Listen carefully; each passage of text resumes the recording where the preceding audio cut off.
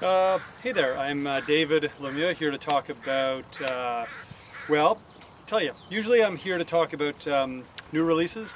Here to talk today about something that came out about 6 months ago, and in talking to a lot of friends and people, and a lot of people don't seem to know about this one too much because it kind of fell out of the sphere of the Dave's picks or the road trips or the Dick's picks or the vault releases. And we do quite a few of these kind of things here and there. We did this one specifically for Black Friday in 2013, so going on about 6 months ago, and we did it on vinyl, and we'll get to the specifics if I keep talking about that release. And we did it on vinyl, but we also really kudos to Rhino for making sure this was also done on CD, because we knew that the demand would kind of be through the roof, which it mostly was, but clearly not everyone heard about it. So here to talk about it. So we did it on vinyl for Black Friday in 2013, but we also did CDs available at dead.net. And there's, like I say, still some left, and more importantly, I just feel that not everybody heard about it, so I wanted to make sure. And the album I'm talking about, of course, is the Family Dog at the Great Highway, April 18th, 1970. It was a Grateful Dead performance that wasn't billed as the Grateful Dead. It was billed as Mickey Hart and his Heartbeats and Bobby Ace and his Cards from the Bottom of the Deck. And interesting time for the Dead, April 1970. February 1970, Grateful Dead had started incorporating acoustic, mini acoustic sets into their repertoire of live concerts, but they didn't really do the full-blown live acoustic set, really a proper. Usually it would be in the middle of a show, or they'd start out electric and then go acoustic for the most part.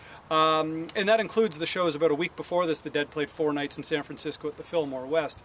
And on this night, 2 weeks after this show, the Dead would hit the road and play places like Harper College and that on the May of 1970 tour, where they did indeed play full-blown acoustic sets. At this show, this, as far as I know, this is the longest acoustic set the Dead did. Granted, it wasn't billed as the Grateful Dead, and I think that allowed them to have that flexibility and the freedom to, I don't want to say do whatever they wanted, but the crowd wouldn't have come to the show expecting to hear the other one, or Dark Star, or some crazy electric Grateful Dead music, maybe Love Light or something like that. It's getting bright. It's, you know, it's an overcast day, as you can see, but it's getting bright. Hence the sunglasses. I'm not that cool.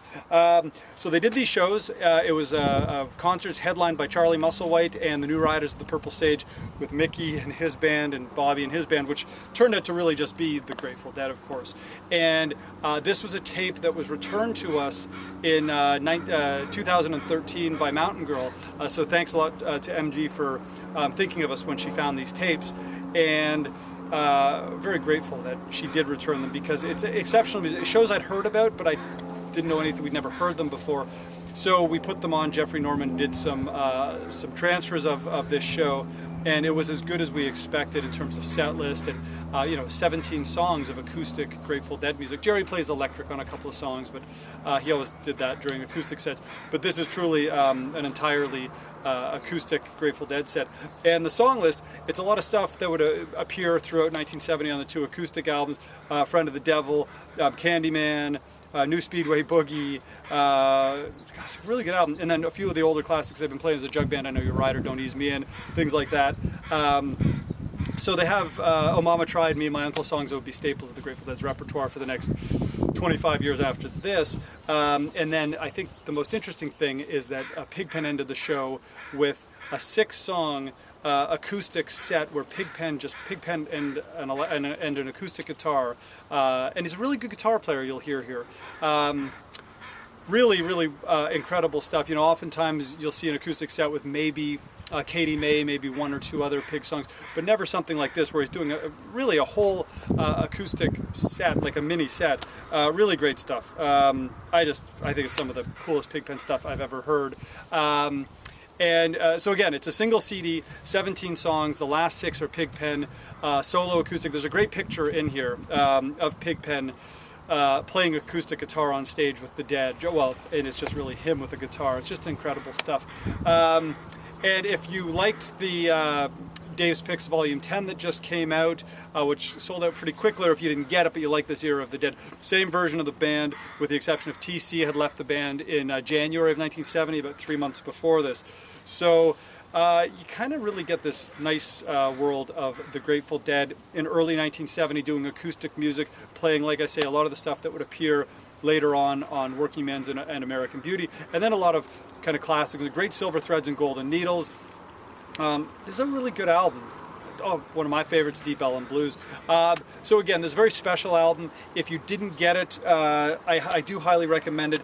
It is a bit of an anomaly, and I mean that in the sense of, again, it not fitting into a regular release series. It's kind of like the Mother McCree's thing or something like that, where it's just a cool album to have for your collection. Sound quality is pretty good. It's not exceptional.